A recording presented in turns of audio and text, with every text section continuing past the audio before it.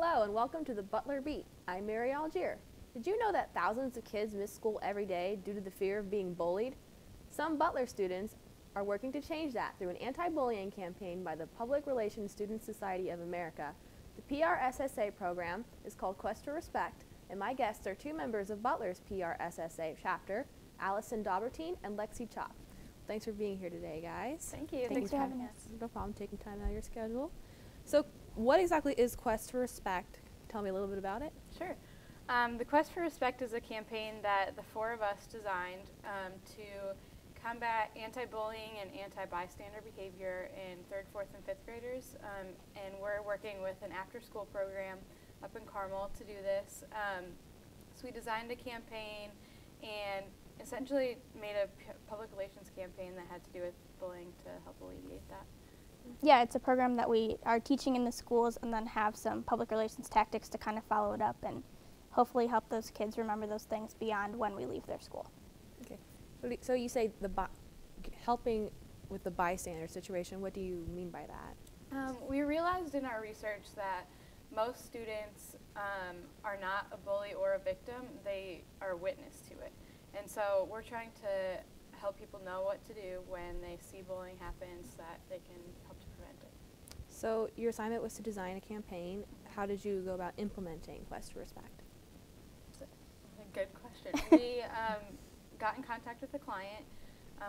We're with the Carmel Clay Parks and Recreation System. They have an extracurricular program after school, and we knew that we could reach students through that program. So we're going into schools a couple times a week and implementing our campaign within that. Right, so you guys actually go to the meetings then. So what goes on at a typical meeting for Quest for Respect? Well, we've gone to 4 schools so far. We're going to a 5th next week, and so what happens is we go in and the kids are usually kind of doing whatever part of their program they're working on, and we get them all together and then teach the program as a big group. It's usually about 40 or 50 kids. And then towards the end of our program, to get them kind of up and moving, we do a little scavenger hunt to help kind of recall the steps in our program. So we split up and get them moving. So what are the steps of the program? Sure. The first one is see something, and so that helps students identify what it counts as bullying behavior. And then the next thing is say something, and so that is what they are saying to themselves, what they need to do, their next steps, and then the last step is do something. So see something, say something, do something. And do the kids seem to respond to it pretty well? Definitely tried to make it a simple message that would resonate and that it would be easy for them to remember. And I think that definitely has proved true so far. We do a cheer at the end of our program with the see something, say something, do something, and so they always like to do that and continue it on afterwards, I hope. Okay, so how do you incorporate PR into this program? Talk a little bit about that. Okay. Yeah, well, PR is all about changing behavior ultimately. And so the behavior that we want to change is bullying or bystander behavior. So we're doing media relations and community relations essentially to get that end result of changing the behavior of students. Okay. And you guys chose bullying as your focus. What made you choose bullying? That was actually part of the competition is that the national PRSSA chapter dictates the topic, and then all the teams work on that same topic. So we're working to fight bullying, but so are all of the other PRSSA chapters and teams who are part of this competition. And you're working with Carmel. How did you go? What made you choose Carmel schools? We're working with the Parks and Rec department so that we could reach the most students, basically. We knew we wanted to stay local, and we knew we wanted to have a tangible impact on that community. And so we just found that avenue through that after-school program, and that's kind of how we decided on that. Have other schools been interested in the program? You know? We have actually had a handful of schools who have asked, we'd love to see your program and take a look at it and see what are the possibilities and how might we be able to implement that in our schools. So once we're finished with our visits for this month, we're hoping to kind of jump on board with that and see what else we can do beyond this class. Okay. So you probably know a lot of kids are online now. And so do you think, at least in your experience, do you think kids now are being bullied differently than when we were kids, would you say? I think it's definitely a growing area of bullying. We talk about cyberbullying in our program. And I don't think that existed when we were going through school, especially for 3rd, 4th, and 5th graders. And we chose that age so that we could combat it before they got to a stage where maybe cyberbullying was happening a lot. And so we're hoping that they haven't had too much experience with it so far, but we're trying to prevent it from happening. Have any of the kids in the program like come up to you or anyone in your group and been like, I've experienced this or I've seen this? Does that happen a lot? Yeah, we've definitely seen some of that, and it's they're really intelligent about it, and a lot of them will come up and tell you privately afterwards. They don't like to share it in front of everybody else, and that's probably a good thing for the purpose of our program. But a lot of kids have come up and told us about their experience, and also come up and just said, thank you for coming, we really appreciate it, and this is something that I wasn't necessarily comfortable talking about before, but you've taught me that it is okay to talk about it. That's great. And kind of building off that question, what has been your favorite part? What have you enjoyed about this experience? Yeah, a lot of it, actually. I think when we were sitting in our group meetings, it was kind of hard to imagine actually going into the school and implementing these campaigns. And so it's been really fun to see kids actually react to what we've thought up in class. So how often do you go out there? Twice a week? It's before, I believe you said they were before and after school programs, so. The program that they have is every day. We go into the schools a couple times a week, depending on our schedules when we can. But. Okay, so you mentioned a little bit about the PR components in the project. What all went into making this campaign a reality? Can you talk a little about that? Yeah, I think that kind of our starting point was our goals and objectives. What did we want to accomplish by attacking this topic of bullying and, going after kids who are not sure what to do as a bystander. So definitely goals and objectives were first, and then kind of developing our key messages and how do we reach them most effectively but make most sense for them. And then I would say next we developed our program and figured out, okay, so we know what we're going to say to them, how are we going to say it, and how are we going to make it make sense and resonate with them and help them remember it. Okay. And you said, but the debate and competition goes through February. Do you think Quest for Respect will live on after the contest is over? We're really hoping that it does. We designed our materials and our lesson plans so that anyone could pick it up and use it.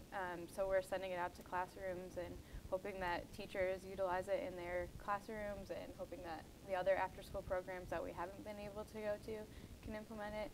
And then, like we said earlier, the other schools that have been interested, we're definitely hoping that they can also work with it. So do you think you guys personally would take it on, or do you think teachers or any volunteer who was interested would? Or? I think we'd be open to it, definitely. Obviously, the school year is a little busy, but if we can get anybody to really volunteer for keeping it going, we're all for that. Okay. I think any of us would be happy to be a resource and kind of assist in others implementing it themselves and however works best for them. All right. Well, just to wrap up, what is it that you think kids should take away from this program, and what do you want kids who are bullied or witness someone being bullied to know? We really want them to remember the see something, say something, do something, so that seeing bullying is not okay and that witnessing it is also being part of it. And then saying something, what they need to do next, and then doing something is who to tell, so their teachers tell their parents. Just get those conversations happening in school. Okay. Yeah, I think we just want kids to be able to really recognize and want them to feel something and to know that what they're feeling is okay, whether it's confused as to what they should do or whether it's feeling compassion for the victim, but letting them know what they should do regardless of what they feel. Well, thanks for watching this segment of the Butler Beat. Coming up next, Butler University's Dance Marathon will be the topic with your host, JoJo Gentry. Boom.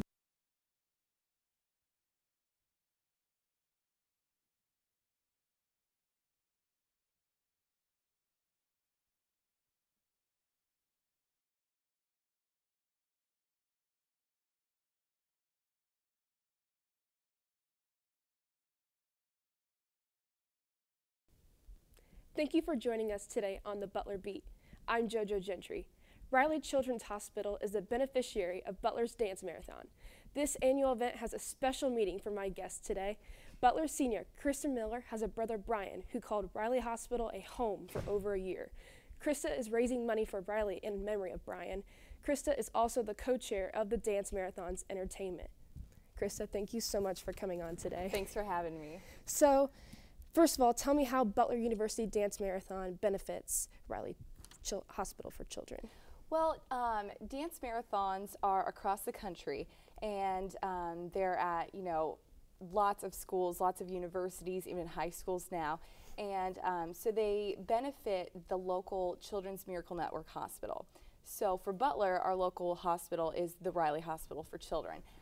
So all of the money that we raise will directly go to Riley Hospital for Children. And how many dancers are you expecting this year? Well, our goal was 300, and we just passed that mark, so we're very excited about that. I think we had right around 300 last year, so we're really excited that we got that again this year. And BUDM is a student-led organization. Tell me about the connections you've made through the organization's executive side and through the event itself. Well, BUDM is great because it's the largest student-led organization on Butler's campus, so there are just a ton of students involved. My freshman year, I got involved with the morale committee, and I was a member of that. And so I got to know the co-chairs of the morale committee, and I got to know other people who were involved in the morale committee. And then at Dance Marathon itself, I got to know some of the Riley kids who were there sharing their stories, and I got to know a lot of other people who were involved in it. And then once I joined the executive committee my junior year, I got to form close relationships with the other executive members. So that's been really neat. There are 2 executive members right now who are actually Riley kids. And so it's neat to hear them share their stories. And we all have a connection to Riley Hospital, even if it's just somebody felt something whenever they went to Dance Marathon or met a Riley kid. We all kind of have that connection. So it's been really great to form friendships through the organization. And tell me how strong this connection is among everybody, including the families as well as the executive board. Well, it's something that's so powerful because, it's so emotional. You have people who do Dance Marathon here at Butler who have been Riley kids. You have people who have been Riley families, and we have people who have lost loved ones who were treated at Riley. And so it's a really special bond. And it's just really special how you can share your stories with everyone and getting to know the Riley families. We have probably 10 Riley families this year who will share their stories. And some of them have, one of our Riley families, they have a child who is currently a Riley kid, and they also had a child who was treated at Riley who ended up passing away. And so we have a couple families like that. But it's just really neat to have that connection with someone and to be able to share that story and to kind of know what they went through. So it's a very cool relationship that we have with them, and I'm Facebook friends now with some of the Riley parents, and so it's really neat because they've been posting on my wall and are excited about Dance Marathon, and they're excited to see us and we're excited to see them. So it's a really neat bond that we have with them. And the money raised by BUDM goes toward cancer research as well as treating patients at Riley. Mm-hmm. Tell me about the significance of this. That's so important because Riley Hospital, it doesn't turn away patients for financial reasons. And so it's so important that we raise this money so that Riley can keep doing this, can keep accepting patients and treating them and helping these families even if they're not financially, able to help their children. They can still have their children at Riley Hospital, and Riley will still treat them. So that's so important. I mean, that's just the biggest thing about it is that they don't turn away any family. So that's huge. And I also understand that some of the money goes toward supporting Riley families as well. Right. Can you tell me what a Riley family is and your experience being a member of a Riley family in the past? I would say that a Riley family is anyone who has had a family member at Riley Hospital, whether it's a current family member or they had a family member 10 years ago at Riley. I consider myself a Riley family, and I actually haven't been to the hospital in about 7 years. My Riley experience started in the summer of 2004. My brother, my older brother, he was this happy, healthy kid, and during the summer he was diagnosed with a brain tumor, and it just came out of nowhere. And it was one of those things that you think is never going to happen to you, but it happened. And immediately he was taken to Riley Hospital because, I mean, they're considered one of the top hospitals in the nation. And we were so lucky that it was only, about 2 hours away from our home. And so he was taken there. That's where he had his initial surgery to remove almost all of the brain tumor. And that's where, doctors treated him. That's where they did testing and unfortunately found that the tumor was cancer. And that's where they said, these are the steps that we're going to take to treat Brian, my brother.